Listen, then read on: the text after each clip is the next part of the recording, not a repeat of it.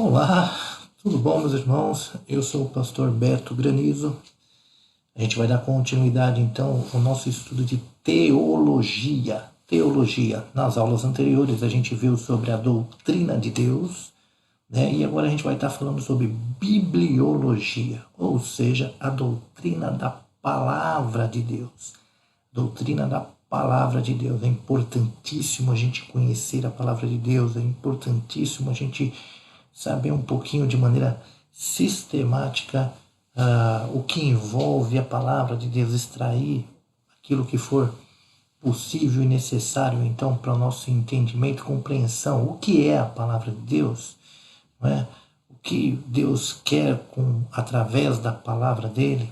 Né? O que a gente precisa entender e aprender, não é? Sobre a palavra de Deus.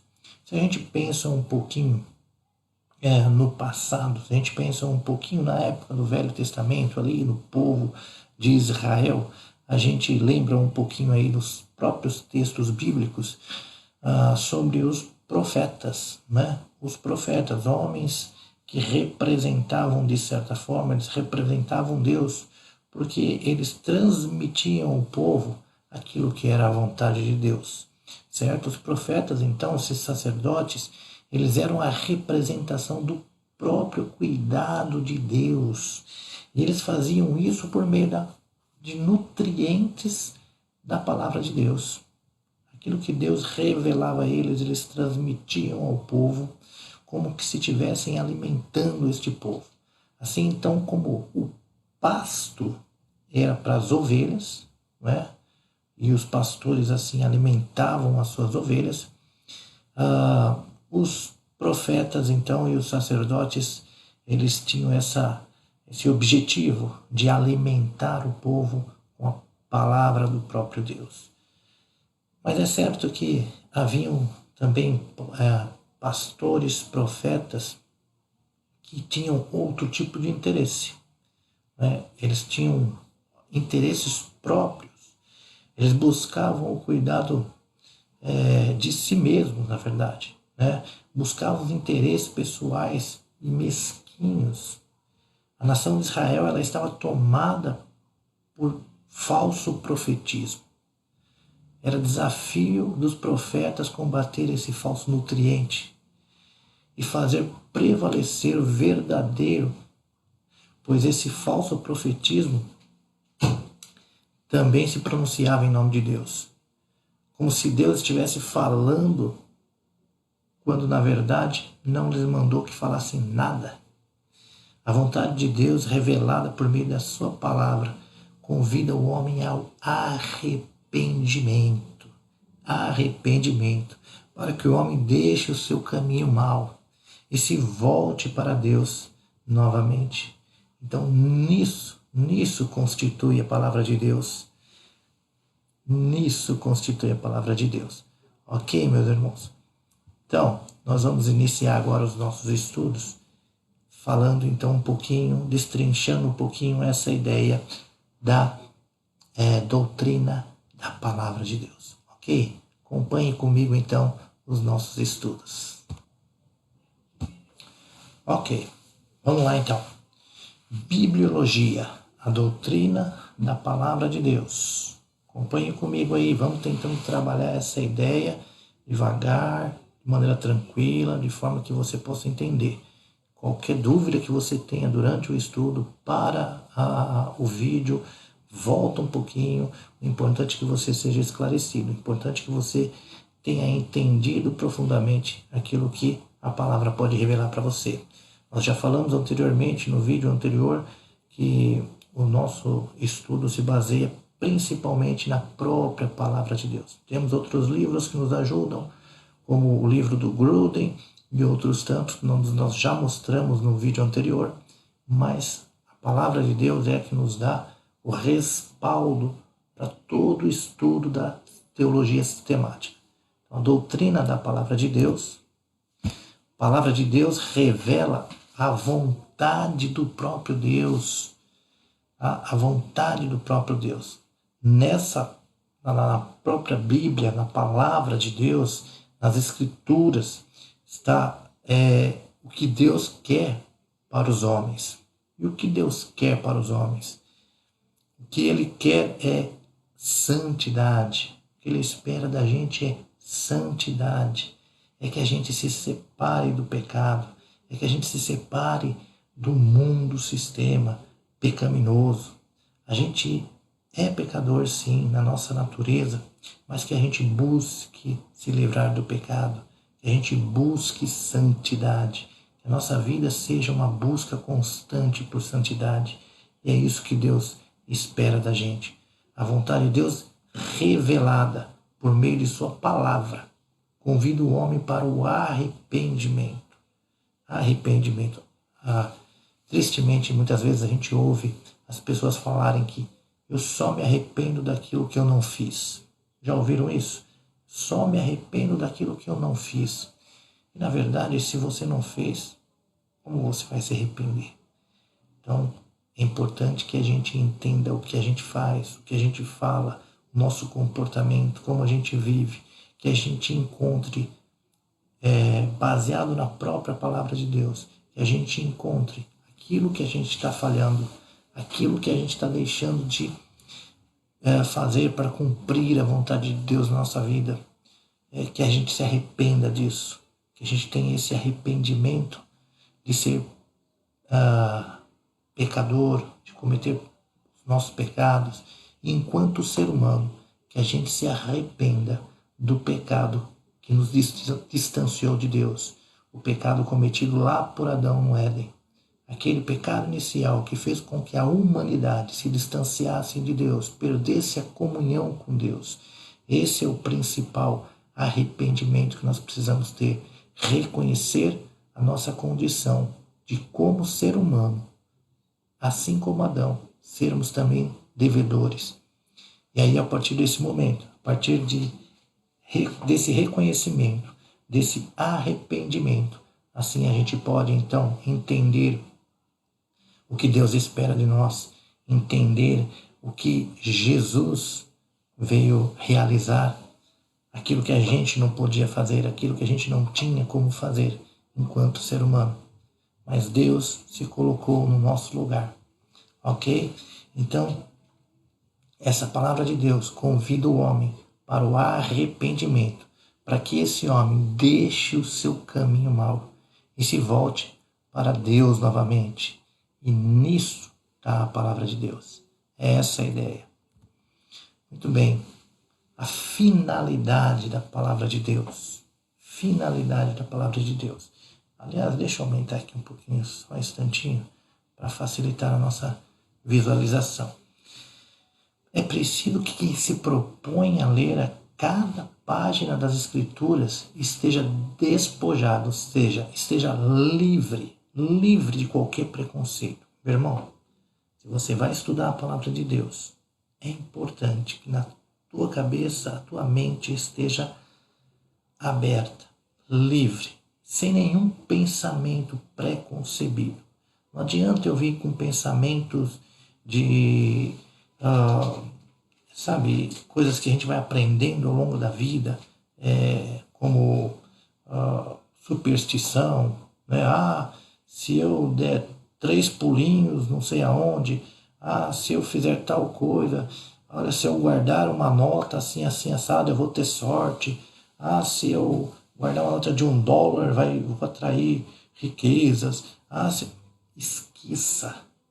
Esqueça todo ensinamento que não tem uma relação direta com a palavra de Deus. Esqueça tudo isso. Parta do princípio de que sua mente está zerada.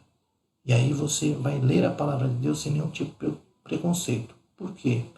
Porque se você começa a ler a palavra de Deus e você já tem alguns conceitos que pode se chocar com os ensinamentos da palavra de Deus, você vai ter um problema. Porque você vai falar assim, olha, Jesus disse que eu devo oferecer a outra face. Mas comigo não é assim não. Comigo não. Eu não levo desaforo para casa não. Minha mãe, meu pai me ensinou que eu não tenho que levar desaforo para casa. Meu querido, a cultura de Jesus, os ensinamentos de Jesus é uma contracultura do que a gente conhece. De fato, o que Jesus veio trazer para a gente, muitas vezes nos escandaliza. Ele nos traz a determinados conflitos, não é? Porque já pensou eu ser humilhado, eu ser ofendido, e ainda assim eu tenho que novamente oferecer-me para ser humilhado de novo? Ou seja, eu apanho numa face, tenho que oferecer outra face. Até quando eu tenho que ficar me humilhando? Outro dia, abrindo um parênteses aqui, tá, meu irmão?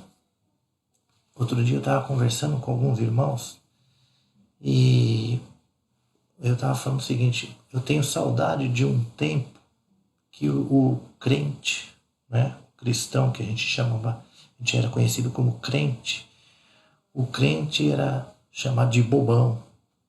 Por que o crente era chamado de bobão? Porque ele muitas vezes era ofendido e não revidava. Ele não revidava. Ele simplesmente assimilava. Ele simplesmente entregava para Deus as suas queixas, as suas dores, as suas ofensas, não é? Só que aí ele era respeitado muitas vezes no seu local de trabalho, não é? Onde tinha, numa empresa onde tinha um cristão, onde tinha um crente, muitas vezes o crente era o homem de confiança. E aí ele crescia na empresa, ele chegava a postos mais altos na empresa, porque o empresário, porque o dono da empresa confiava nele, sabia que ele era um homem direito, sabia que ele ia seguir ensinamentos bíblicos para a vida dele. Só que nos dias de hoje, infelizmente, justamente por a gente insistir com essa ideia de que crente não é bobo não, crente não é bobo não, que negócio é esse? Por insistir nisso, é que a gente às vezes quer pagar a afronta com outra afronta. É o toma lá da cá, bateu, levou. Não é isso que Jesus espera da gente, não é? Então é importante a gente conhecer a palavra de Deus. É importante a gente entender a vontade de Deus revelada na sua palavra, para que a gente não cometa esses erros, não é? A gente não cometa esses erros de querer viver pela nossa lógica. A nossa lógica não tem lógica nenhuma para Deus. Ou a lógica de Deus, muitas vezes, é confusa para nós. Porque, de fato, para o homem humano, o que Deus revela parece loucura mesmo. A palavra de Deus parece loucura mesmo. Mas com a ajuda do Espírito Santo, a gente entende tudo aquilo que Deus quer da gente. Tudo aquilo que a palavra dele quer transmitir para a gente. Ok? Então vamos lá, vamos seguir aí. Conclusão que a gente chega é que será a vontade de Deus para os homens. A vontade de Deus ela é boa, ela é perfeita, ela é agradável, como Paulo diz lá em Romanos 12:2. Não se trata de um livro qualquer. A Bíblia não é um livro qualquer, comum, né, que trata de uma religião. A Bíblia ela não trata de religião, ela não trata de uma denominação, ela não fala de assembleianos, de batistas, de presbiterianos, ela não fala de uma religião em si, mas é um livro que traduz a vontade de Deus. A finalidade da palavra de Deus é traduzir a vontade de Deus. Portanto, a finalidade das Escrituras é revelar o plano de Deus para o homem. Ou seja, qual é o plano de Deus? O plano de Deus passa por Jesus Cristo. E em Jesus nós temos a comunhão, ou a religação, ou o reestabelecimento da comunhão da humanidade para com Deus. Em Jesus, através da vida de Jesus, da morte vicária de Jesus, da redenção, ascensão. E é só após isso que a igreja, como continuação da centralização desse plano de Deus para os homens, a igreja tem essa responsabilidade. Você, como igreja, meu irmão, tem essa responsabilidade de continuar aquilo que Jesus iniciou, aquilo que através do sacrifício de Jesus se iniciou. Ou seja, um novo evangelho, uma nova forma de enxergar aquilo que antes parecia obscuro. E agora a palavra de Deus vem se revelar, ou melhor, a vontade de Deus vem se revelar através da sua palavra, para que a gente possa compreender, para que a humanidade compreenda direitinho qual é esse plano de Deus para restabelecer a comunhão entre Deus e a humanidade. Tá bom, meu irmão? A autoridade das Escrituras. Toda a Escritura é inspirada por Deus, é útil para o ensino, para a repreensão, para a correção, para a educação da justiça, a fim de que o homem de Deus seja perfeito e perfeitamente habilitado para toda boa obra. Então a palavra de Deus, ela vai trazer um aperfeiçoamento, vai nos tornar habilitados para toda boa obra. Toda boa obra. Porque essa palavra é uma palavra que é inspirada por Deus. Ah, mas foram homens que escreveram, sim. Foram homens que receberam uma revelação de Deus através da ação do próprio Espírito Santo de Deus, que inspirou esses homens. Então ela é inspirada. E uma vez inspirada pelo próprio Deus, ela passa a ser útil para ensinar esse homem, para repreender, mostrar ao homem, falar, olha, você está errado, não faça isso, corrija. Então, para correção, para educação na justiça, o homem precisa ser justo como Deus é justo. O homem precisa entender a justiça de Deus, não a sua justiça. E aí então esse homem estará habilitado para toda boa obra. Segundo Timóteo 3, 16 e 17. O apóstolo Paulo, ao escrever sobre a inspiração bíblica, ele está dizendo que todo o conteúdo, todo o material escrito é pensamento de Deus. É isso que ele quer dizer quando ele diz que toda a Escritura é inspirada por Deus. Todo o conteúdo, então, é pensamento de Deus, a vontade de Deus. Por isso dizemos que Deus é o autor da Bíblia. Deus é o autor deste livro sagrado. E não é os homens. Homens foram usados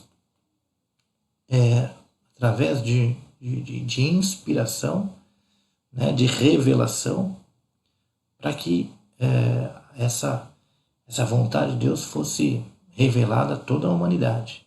Mas o pensamento, o conteúdo, aquilo que de fato a palavra traz para a gente, foi o próprio Deus que criou. É como se Deus tivesse ditado para os homens aquilo que ele quisesse que fosse escrito ali, quisesse que fosse revelado. Pelo que eu entendo da palavra de Deus, através aqui do apóstolo Paulo, o conteúdo das Escrituras é suficiente, capaz de aproar o homem perfeito. O que é aproar? É direcionar. Aproar vem da ideia de proa, né? Das navegações do barco. Tem a proa e tem a polpa. A polpa, a parte de trás. A proa é a parte da frente do barco. E aproar é colocar esse barco numa direção. Então a palavra de Deus, o conteúdo da palavra de Deus, ele é suficiente para direcionar o homem. Ok, meu irmão? Muito bem. Uma outra passagem bíblica, então, a gente vai ver mais sobre esse poder, o poder que esse livro traz para a gente, o poder que está neste livro. Hebreus 4,12 diz assim, porque a palavra de Deus é viva e eficaz e mais cortante de qualquer espada de 2 gumes, penetra até o ponto de dividir a alma e o espírito, juntas e medulas, e é apta para discernir os pensamentos e propósitos do coração. Então, esse texto diz para a gente, a palavra de Deus é viva. Meu querido, algo que é vivo, ele não pode ser estático, parado. Algo que é vivo se movimenta. Algo que é vivo produz alguma coisa. Todo ser vivo produz de alguma forma alguma coisa, tem um papel importante na natureza. Então, ser vivo ele tem um papel dentro da ecologia, vamos dizer assim, ou seja, do funcionamento dos ecossistemas. Todo ser vivo, né? Todo ser vivo tem de alguma forma relação com outros seres vivos. E assim a palavra de Deus, ela é viva. Ela é viva, ela não é estática, mas ela é dinâmica, ela se move em favor do outro, ela se relaciona com o homem, com a humanidade. A Escritura continua tão viva quanto lá no tempo em que foi inspirada. Ela permaneceu num constante movimento de transformação no coração dos homens. Então ela vivifica o homem constantemente. A palavra sempre trouxe para o homem vida. Essa mesma palavra, que é viva, também é eficaz. Ela é eficaz porque ela tem o poder de mudar a história daqueles que creem nela. Aqueles que buscam ler a palavra de Deus com um coração aberto, com uma mente aberta, esperando obter na própria palavra de Deus aquilo que Deus quer falar com a gente, esperando obter na palavra de Deus aquilo que teu coração anseia, que a tua alma anseia. Então, essa palavra, essa mesma palavra, ela é eficaz para mudar a nossa história, para mudar a história da humanidade. É uma palavra que discerne pensamentos. A palavra de Deus é como um filtro, um purificador de ideias, sobretudo no que diz respeito às coisas de Deus. Então, a própria palavra de Deus, ela molda os nossos pensamentos. Se a gente não está de acordo com a palavra de Deus, ela mesma confronta as nossas ideias e faz com que a gente veja que aquilo que a gente pensa não é aquilo que Deus espera, não é aquilo que é a vontade de Deus. E por isso, esse confronto de ideias, esse confronto de pensamentos é muito importante. Então, a própria palavra de Deus vai nos ajudar a direcionar, a moldar os nossos pensamentos. É uma palavra que discerne as intenções do coração. O que o nosso coração espera, deseja. Qual é o desejo do nosso coração? Seja qual for a intenção do nosso coração, por mais agradável que possa parecer, ela tem que ser confrontada com a palavra de Deus. Ela tem que ser moldada pela palavra de Deus. Meu querido, dizer que a gente tem uma determinada atitude porque a gente teve uma boa intenção, não funciona. Tem um jargão popular que diz assim, olha, de boas intenções o inferno está cheio. É verdade. Sabe por que é verdade? Porque é o seguinte, se a sua boa intenção ela não coincide com o que a palavra ensina, com o que a palavra de Deus revela para você, revela ao homem, então, meu querido, aquela boa intenção não valeu de nada. Não valeu de nada. Olha, eu menti. Mas eu menti com uma boa intenção. Eu menti porque eu queria ajudar. Mentira é mentira. Olha, eu peguei um dinheiro lá, eu peguei tal coisa que era de alguém. Mas eu tive uma boa intenção. Eu peguei aquilo que era de alguém, mas porque eu queria ajudar tal pessoa. Se você não está fazendo aquilo que a Bíblia ensina que a gente faz, que a Bíblia revela para a gente como sendo a vontade de Deus, por melhor que seja a intenção, meu querido, não é a vontade de Deus. E você está errando. E aí você precisa enxergar isso. De que forma que eu posso entender se eu estou errando ou não? Confrontando aquilo que você está pensando, suas atitudes, como você está agindo com a palavra de Deus. Tá bom? Muito bem. A palavra de a veracidade das Escrituras. A palavra de Deus, será que ela contém a verdade?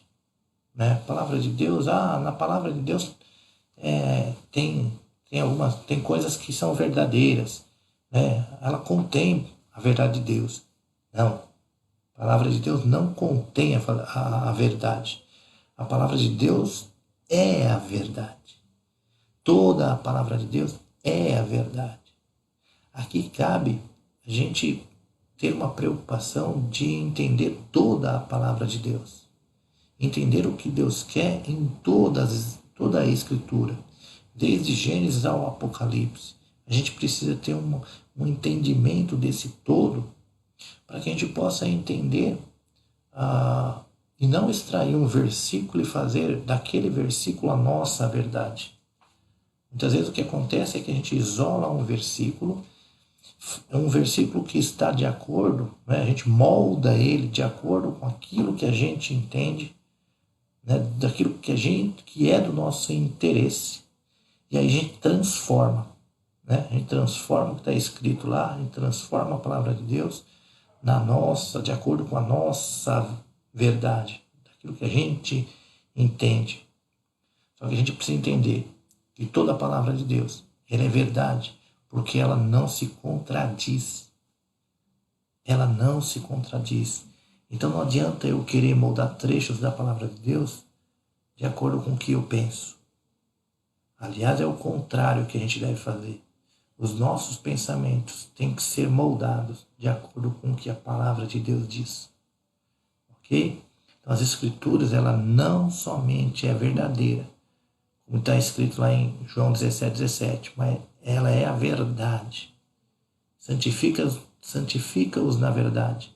Tua palavra é verdade. Conforme Números 19, Deus não é homem para que minta. Então Deus jamais vai mentir. E às vezes a gente pega algumas características de Deus, a gente pega algumas coisas e a gente quer separar uma característica de outra característica. E aí a gente fala assim, olha, mas Deus é amor. Deus é amor, eu posso fazer o que eu quiser, está tudo certo, eu não tenho nenhum compromisso com Deus, porque Deus vai me amar incondicionalmente. É uma verdade. Deus ama você incondicionalmente. Mas a gente precisa lembrar que Deus também é justiça. Deus também é justo. Não é? Então, aquilo que a palavra dele diz, ele não vai voltar atrás, porque ele não mente. Ele não é homem. Mentiroso é o homem. Não é? O homem é pecador. E a mentira é o pecado. Então esse homem está sujeito à mentira. Deus não. Deus não mente jamais. Entendo que as Sagradas Escrituras é a palavra de Deus. Não contém a palavra de Deus. Outro erro que a gente às vezes ouve, né? A palavra de Deus contém a palavra... desculpa. Entendo que as Sagradas Escrituras é a palavra de Deus e não que ela contém a palavra de Deus. Né? Então, as Escrituras contêm a palavra de Deus. Não. As Escrituras é a palavra de Deus. Isso quer dizer que toda Escritura, e não parte dela, não é apenas uma parte, mas toda Escritura é a palavra de Deus. Como a gente viu aí no texto de 2 Timóteo 3,16. A inspiração divina, ela usou as faculdades intelectuais dos seus escritores. Então, aqueles que escreveram a Bíblia usaram da sua intelectualidade, usaram do seu conhecimento, usaram da sua forma de pensar, não é? Da sua forma de escrever, certo? Então, a cultura de cada um foi respeitada. Então, em cada momento, cada um que escreveu algo que hoje está lá como sendo a Escritura, parte da Escritura de Deus, da palavra de Deus, cada um que escreveu lá levou em conta a sua cultura, não deixou de expressar ou expressar-se culturalmente. Cada um no seu tempo, na sua cultura local, tudo isso foi considerado, foi permitido que se usasse. Seus conhecimentos, a personalidade de cada um, um era mais calmo, o outro era mais agitado, mas tudo isso foi usado. Mas a palavra sempre foi a palavra de Deus. Os textos sociais, econômicos aos quais estavam inseridos, todos esses contextos, tudo aquilo que envolvia cada um que escreveu, que foi inspirado a escrever. O conhecimento das Escrituras levou os homens a mudarem suas direções, caminhos em relação às suas vidas. Tiveram conhecimento para que o mundo estava sem Deus, vivendo numa densa e temível treva moral. Salmo 119, 105. A palavra de Deus é a luz para o nosso caminho, clareia o nosso caminho, nos direciona, nos mostra aonde seguir. E a Bíblia, ela não contém erros. Esse princípio a gente chama de princípio da inerrância das Escrituras. A palavra de Deus não contém erros, uma vez que é a palavra de Deus e não é a palavra humana. 1 Pedro 1:21. Estamos mencionando aqui o princípio da inerrância. Muitas vezes semelhante ao princípio da harmonia, a inerrância bíblica concorda que, embora escrita por homens, com suas limitações, circunstâncias totalmente diferentes, os textos não se contradizem. Isso quer dizer que, na sua totalidade, a Bíblia é absolutamente verdadeira, afastando assim qualquer possibilidade de erros. Ela é também suficiência das Escrituras, mesmo que um anjo nos aparecesse e nos apresentasse um outro evangelho. Esse evangelho deverá ser rejeitado. Gálatas 1:9. Esse evangelho deverá ser rejeitado. Se é um outro evangelho, além desse que já nos foi revelado, que seja anátema, que seja rejeitado. A igreja, ela, com o fim de preservar essa verdade das Escrituras, ela define quanto aos ensinos e pregações da seguinte maneira: a revelação bíblica compreende todo o conteúdo manifesto nos textos sagrados. Então, todo o conteúdo da Bíblia é revelação de Deus. A organização da doutrina, enquanto a revelação diz que Deus é, a doutrina é um conjunto de ensinamentos sobre o que a revelação traz. A igreja, olha que interessante essa ideia, meu irmão. A igreja é a coluna e guardiã da verdade. 1 Timóteo 3,15. Portanto, não pode se fundamentar em sonhos ou alguma interpretação particular e arbitrária. Então, novamente aqui, aquela preocupação. Eu não posso ir atrás de vento de doutrina. Eu preciso sempre constatar na palavra de Deus se aquilo que está sendo trazido para mim é de fato revelação de Deus ou é uma invenção, um pensamento, uma fantasia de pessoas que muitas vezes se confundem.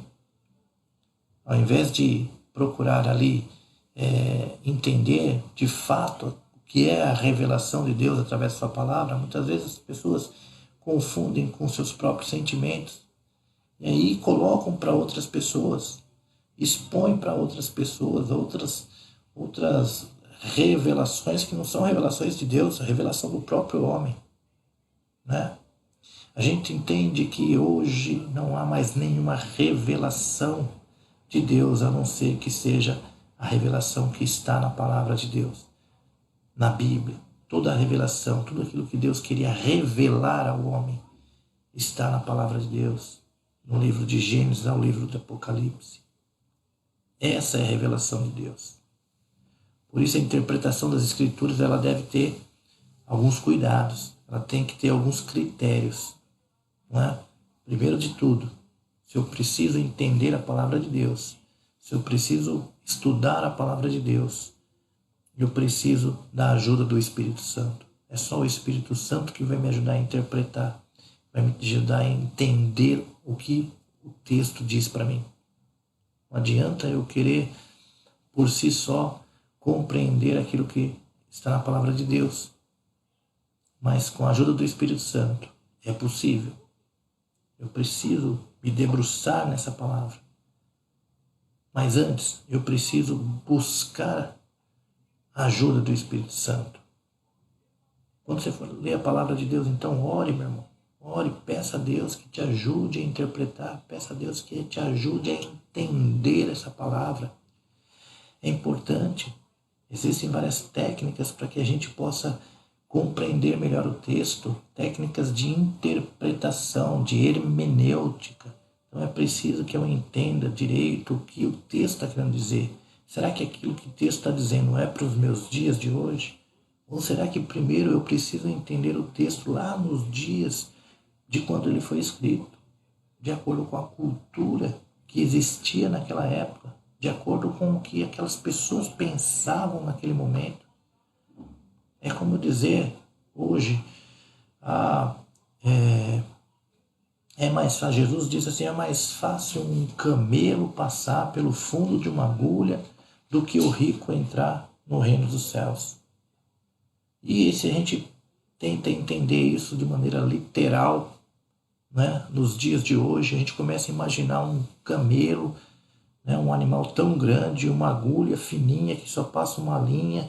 Muitas vezes a gente não consegue, por conta da nossa dificuldade com visão, com alguma coisa, né? Nossa visão um pouco mais fraca, a gente não consegue nem passar a linha por dentro do fundo da agulha, do buraquinho da agulha. E aí a gente fica pensando, então, como passaria um camelo ali? Logo a gente imaginaria, então, é impossível. É impossível um rico passar, ir para os reinos dos céus. Mas é preciso entender o que é esse fundo da agulha, é preciso entender essa situação lá nos tempos de Jesus. Jesus estava dizendo isso para as pessoas daquela época. Agora, o mesmo conceito que foi aplicado ali, o mesmo conceito a gente pode trazer para os dias de hoje. Numa outra situação, a gente pode interpretar isso, né, entender o que Jesus quis dizer para aquelas pessoas, trazer para os dias de hoje e agora compreender melhor aquela situação, usando exemplos dos dias de hoje. Ok? Muito bem. Sagradas Escrituras, elas se interpretam por si mesmas. Então, a própria palavra de Deus, ela se explica. Às vezes a gente tem um texto e um outro texto vem explicar esse texto. Ou mesmo, dentro de um versículo, a gente não pode se deter somente naquele versículo, mas a gente tem que buscar o contexto do versículo. O que o contexto diz para a gente? Tinha lá um professor na época do seminário que dizia, olha, um texto sem contexto é pretexto para uma má interpretação ou para uma heresia. Então eu não posso simplesmente extrair um versículo da Bíblia sem entender tudo que cerca aquele versículo. Quem é que estava falando? Para quem estava falando? O que ele queria transmitir com aquilo que ele estava falando? Qual era a situação que envolvia aquele momento daquela fala? Tudo isso precisa ser levado em conta. Não é? A própria Bíblia, então, ela vai trazer a revelação do próprio texto. Então, ela vai interpretar a si mesma. Compreensão da igreja primitiva. Né? O papel da igreja primitiva é importante. É importante para que a gente possa interpretar direitinho aquilo que a Bíblia nos ensina. A razão humana, ela sempre precisa ser iluminada pelo Espírito Santo. Sempre. Os métodos de interpretação da Bíblia, então. No que concerne a interpretação de um texto, temos duas modalidades. A literal, e este método olha o texto tal como se apresenta, né? Então a gente vai analisar o texto e vai analisar assim, o que o texto diz. O texto sem nenhuma analogia. Simplesmente o texto. O texto está dizendo o quê? Quando pega lá o versículozinho menor, Jesus chorou. O que significa Jesus chorou? Significa que ele chorou. Não é? Significa que ele chorou. Agora, eu vou pegar todo o contexto dessa história para entender o porquê que Jesus chorou, qual era o motivo, estava relacionado ao que e tal. Então, eu vou interpretar o texto como literalmente, como o texto está dizendo ali. Agora, há um outro método aí que é um pouco mais perigoso, que é o método alegórico, né? Ele é importante, mas ele deve ser visto com critério. Quando a gente se aponta então para a alegorização de um texto, a gente aponta para uma afirmação daquilo que um assunto, ou uma situação, ou algum personagem representa. E nem sempre essa é a intenção do autor do texto, né? Então, às vezes a gente cria uma situação e fala, a gente hoje quer transformar, por exemplo, os nossos problemas em gigante Golias. Eu sou Davi e agora eu vou lutar contra o gigante. E aí a gente coloca o gigante como o nosso vizinho, o nosso inimigo, e a gente cria uma fantasia de que agora eu, em nome de Deus, vou lutar contra o meu vizinho, porque o vizinho ele está me oprimindo, ele está... Cuidado, né? É muito cuidado para criar uma fantasia em cima de algo que o texto não quis dizer. Tá bom? Mas o fato é, para que tenhamos uma interpretação coerente, é preciso que tenhamos em vista alguns elementos a saber. Análise histórico-cultural. Então, é preciso a gente fazer uma análise histórico, ou seja, naquele momento da história, certo? A gente vai falar um pouco dos espias. Tá? O povo de Israel viajou pelo deserto, chegou num ponto ali, ele mandou os espias ir lá na terra para sondar a terra, para ver o que tinha lá. O que envolve, qual é o assunto histórico que está envolvendo ali? É a tomada de Canaã, né? O que está acontecendo ali? E logo em seguida, o que aconteceu? E aí depois a gente vai analisar também culturalmente, como esse povo pensava, né? Como eles imaginavam, como eles interpretavam as coisas. Nessa história dos espias, a gente sabe que a maioria deles vieram decepcionados. Né? Então, como eles estavam enxergando aquilo?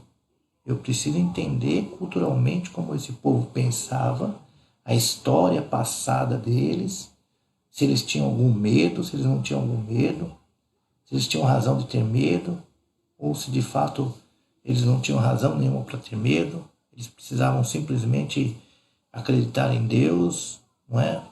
E seguir em frente. Faltou fé, não faltou fé, mas faltou fé porque esse povo era um povo medroso, ou esse povo era um povo de guerra. Então eu preciso interpretar, entender, fazer uma análise histórico-cultural deste momento.